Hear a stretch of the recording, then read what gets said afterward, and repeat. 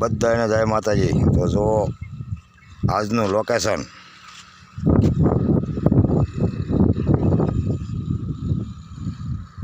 નજારો જુઓ તમે, એકદમ ખુલ્લી જગ્યા હો। અને એમાં પાછી આ ખુલ્લી જગ્યા તો છે પણ આમ લીલી સમ જેવી જગ્યા છે હો બધી। તો અહીંયા એક હનુમાનજીનું મંદિર આવેલું છે હો પાછું। તો આપણે અહીંયા આવ્યા હતા હનુમાનજીના દર્શન કરવા હો ભાઈ। જુઓ તમે આ લોકેશન ફરતું,